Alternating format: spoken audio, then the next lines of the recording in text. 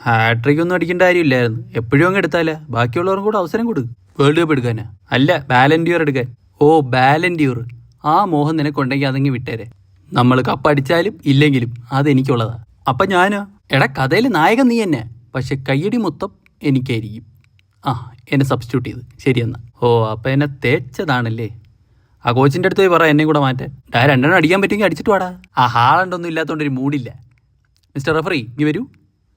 ഈ ക്യാപ്റ്റൻ ആകുമ്പോൾ ചുമ എനിക്ക് കൊണ്ട് കൊടുക്കൂ. അല്ല, അതെ, ഞാൻ റഫറി. ഒന്നും പറയണ്ട, പറയുന്ന അങ്ങോട്ട് കേട്ടാൽ മതി. ഇയാളെന്തോന്ന് റേഡിയോ? ഒന്നും അങ്ങോട്ട് പറഞ്ഞുകൂടാ, പറയുന്നല്ലേ ഇങ്ങോട്ട് കേട്ടോണം. മാറി വെറുതെ ഇറങ്ങി കളിച്ചു. ഇന്ന് റെസ്റ്റ് എടുത്താൽ മതിയായിരുന്നു. ഹലോ. മാഡ്രിഡ്. എന്തോന്ന്? ഹല പറഞ്ഞാൽ മാഡ്രിഡ് പറയണം. ഇതൊന്നും പറഞ്ഞുകൂടെ? ഹല അല്ല, ഹലോ. ഓ, ഹലോ. എന്ത് കളിക്കാൻ ഞാൻ? അത് ഞങ്ങളുടെ കോച്ച് പറഞ്ഞു വെറുതെ റിസ്ക് എടുക്കണ്ടെന്ന്. എന്തോന്ന് റിസ്ക്? അങ്ങനെയെങ്കിൽ വിളി, ഞാൻ ഉപദേശിക്കാം. നീ കുറേ ഉപദേശിക്കുന്നുണ്ട്. പിന്നെ നാട്ടുകാർ മൊത്തം ന്യൂ ജനറേഷൻ ക്രിസ്ത്യാനോ വൈസസ് ഇബ്രാഹിമോവിച്ച് കാണാൻ നിന്നപ്പോഴേക്കും നടക്കുന്നു. പോക്കൃത്തരം അല്ലേ ഇങ്ങനെ കാണിച്ചത്? അയ്യേ, സ്വന്തം ടീമിലുള്ളവന്മാരെ അടിച്ച് പരിക്കാക്കുന്നവന്മാരുടെ കൂടെ എന്ത് വിശ്വസിച്ച് കളിക്കും? ഓ, ആ ചൊമേനിയാണല്ലേ ഉദ്ദേശിച്ചത്? കുറ്റം പറയാൻ പറ്റത്തില്ല. എന്നാ പിന്നെ ഇനിയിപ്പോൾ ഭാഗ്യമുണ്ടെങ്കിൽ കാണാം, ഇല്ലെങ്കിൽ പിന്നെ UCL കാണാം. അവിടെ എന്തായാലും കാണുമല്ലോ.